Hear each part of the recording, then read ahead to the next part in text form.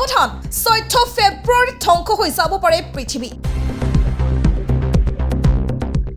নাসাই কৰিলে ভয়ংকৰ ভৱিষ্যতবাণী 2024ত পৃথিৱী ধ্বংস হোৱাৰ কথা আছিল কিন্তু নহল এবাৰ পৃথিৱী ধ্বংসক লৈ ভৱিষ্যতবাণী কৰিছে নাসাই নাসাৰ মতে শীঘ্ৰেই ধ্বংস হ'ব পাৰে পৃথিৱী ধ্বংস হৈ যাব পৃথিৱী চলি শেষ হৈ যাব শিৱজগত পৃথিৱী ধ্বংস হোৱাৰ সময় সমাগত হৈ পৰিছে পৃথিৱীখন কেতিয়া ধ্বংস হ'ব আৰু কিয় এনেকৈ ক'লে বিজ্ঞানীসকলে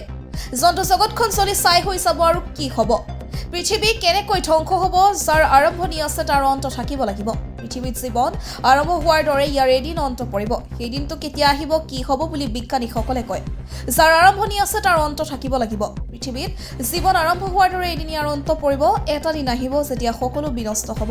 একো নাথাকিব এটা দিন আহিব যেতিয়া সকলো জীৱন বিনষ্ট হ'ব একো নাথাকিব বিজ্ঞাপন ডেইলি মেইলৰ প্ৰতিবেদন অনুসৰি ব্ৰিষ্টল বিশ্ববিদ্যালয় বিজ্ঞানীসকলে কম্পিউটাৰ সিমুলেশ্যনৰ জৰিয়তে এই গৱেষণা কৰিছে য'ত পোহৰলৈ আহিছে যে আগন্তুক 25 কোটি বা 25 কোটি বছৰৰ পাছত পৃথিৱীলৈ মহাপ্লাৱন আহিব পাৰে আৰু সকলো শেষ হৈ যাব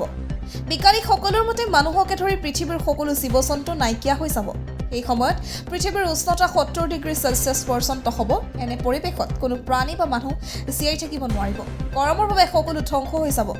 তেওঁলোকে ভাৰ্চুৱেল সিমুলেশ্যনৰ জৰিয়তে পৃথিৱীৰ ভৱিষ্যত চাবলৈ চেষ্টা কৰিছিল য'ত গোলকীয় উষ্ণতা বৃদ্ধিয়ে উচ্চতাৰ ধ্বংসৰ অন্যতম কাৰণ লগতে বিজ্ঞানীসকলে কৈছে আমি যিদৰে পৃথিৱীত কাৰ্বনৰ পৰিমাণ বৃদ্ধি কৰিছো প্ৰলয়ৰ দিনটো ওচৰ চাপি আহিছে 6.6 কোটি বছৰৰ আগতে সংঘটিত হোৱা এটা পৰিঘটনাই ডাইনোছৰবোৰক নিশেষ কৰি পেলাইছে বিজ্ঞানীসকলে পৃথিৱীৰ ইতিহাসৰ বিষয়ে চিন্তা কৰে পাংগিয়া নামৰ